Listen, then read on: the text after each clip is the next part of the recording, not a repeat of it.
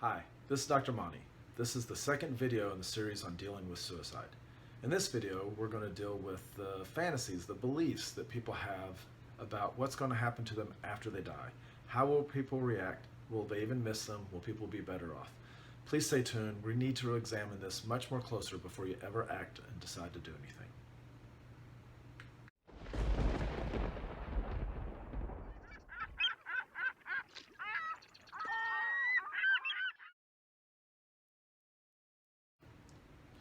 Remember that this is not a replacement for therapy.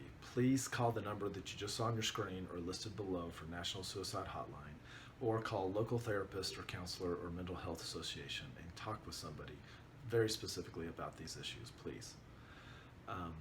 I know we talked about in the last video about how your thinking can be off. When we're depressed and we're very emotional, especially when we're suicidal, we just can't fully trust ourselves. We can't trust our thinking.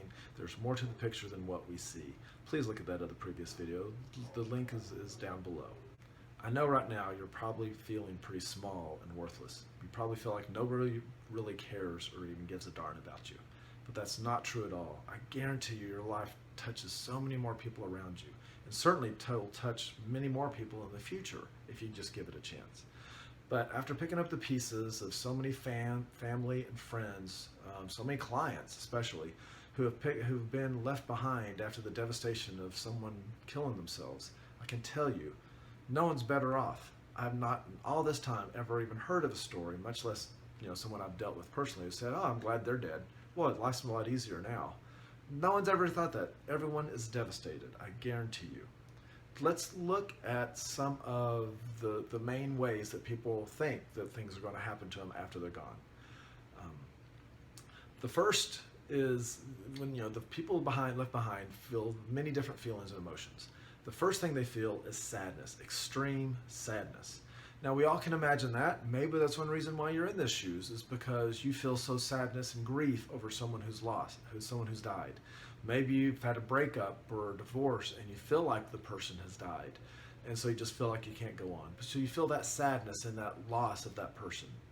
So all the people around you will feel that loss. That's the number one thing. And so what comes along with that? Anytime anybody has a loss like that, we all give them permission to feel sad. Of course you're going to feel sad. You're going to feel devastated, and we give you time to grieve and to cry and to hurt. And that hurt's never fully going to go away, but we hope that people will get better and better. So the people around you are going to feel that. So you're going to hurt them in that kind of way, that they're going to feel that sadness and loss. And I know you probably think that your life doesn't matter to them and they won't miss you. But when someone's gone, it's not just that they're gone. It's just that everything that you've had in your life and the good memories won't happen again. Any potential good memories, there's not even the potential for good memories again anymore. You've taken all that away, and so they're going to be hurting and grieving and sad for all that. But that's the easiest one. That's the hard emotion, but it's still the easiest of the next two. Another emotion that comes up is extreme guilt. So now everyone around you, even people who just were acquaintances of yours, co-workers, friends of friends, Facebook friends, everybody else around, co-workers, people who knew you 10 years ago, high school friends, they're all going to sit there and think, "Oh man, I thought about calling him. I probably should have. I feel so bad now." Or, "What could I have said or done to have stopped it?" And they're going to be beating themselves up. But the people closest to you will be beating themselves up, thinking that they should have done something better. This alone, without any other thing going on, can make a person go crazy with their thoughts in their head. We all have a hard time accepting what we can't change, accepting devastations. We don't want to accept it. Maybe that's why you're in your shoes now, is because you don't want to accept some changes in your life. Trust me, I understand that, and we will address how to deal with accepting things in future videos. But if you were to kill yourself, that's what people are going to be thinking about your loss. They're going to be thinking, "What could I have done differently?" And they're not going to be able to accept and move on, because they're constantly going in their head, "What if I'd said this? What if I'd done this? What if? And they can't get out of that thought in their head. For the rest of their life, they will be beating themselves up. So you have that. Now let's go to the third options, the third emotions that's going to be tagging along with everybody, and that's anger. Do you want people to be pissed off at you? Do you want them to feel like they're just like, "I can't believe he did that. That no good SOB. You know, they may not normally be angry people, they may not normally have ever been angry at you, but they will easily feel angry at you now because of what you did. And so now you combine all these three emotions. Now you feel sadness that they're gone, but at the same time, you're mad at them that they're gone. And of course, you're beating yourself up and you're mad at yourself for what you did. All those three emotions just don't jive together. Fancy psychological term is cognitive dissonance. That's the anxiety we feel when we get two pieces of information that don't mash together. You know, someone says this person's good, the other person says person's bad. I don't know what to make of it. Is that person good or bad? And so you try to find out more information. You finally come to a point where you think that, oh no, this person is a good guy. That's a simple example, but that's what we're trying to figure out when someone is upset and grieving. They're trying to think, should I feel sad for this person? Should I feel guilty? Should I feel angry? And they can't make sense of it, and they can't come to a resolution. You can't come to an agreement of where you should be on that feeling about that person. And so it literally can drive you crazy. And it can haunt you for the rest of your life. Now, I don't know, you know, you're here, you're trying. I'm proud of you that you're listening to these videos and that you're trying to find some peace. You're trying to find some resolution, or you wouldn't be here. But I've got to think, you're probably not that bad of a person. You may have done some bad things. You may have messed up. You may have hurt some people.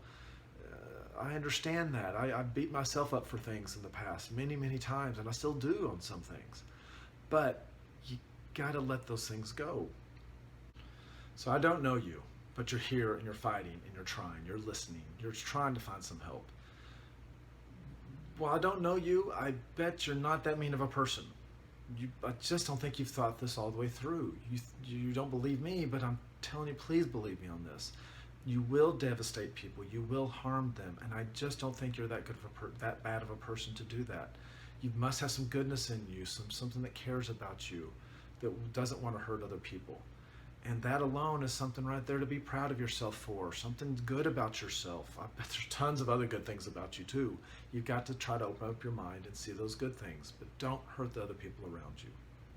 Now I know this isn't about them, this is about you. You're the one hurting. So please, take another second thought, third, fourth, fifth thought, and think this through about what damage you will do to other people behind you. The first video, I really want to make sure you understood that your thinking is going to throw you off and you're going to make decisions that you're going to regret later. This video, I wanted to look at the people, how you affect other people around you. In the next video, I want to look at what are the ramifications for you. This is about you, not them. What's going to happen to you? What also could happen to you if you do kill yourself? Let's look at the very deeper spiritual afterlife ramifications of those things in the next video. Please come back and look for me again. Thank you so much. If you think this was meaningful to you, please like this, share with somebody else who might find it meaningful. Go look at the other videos. I'm going to have more videos in a book on depression and beating those things. Please check those things out. Comment and let me know what you think of this and what I could also address to help other people who are hurting. Thank you so much, and please support me if you could, and subscribe and share this with other people. I'd really appreciate it. Thanks a lot. Bye-bye.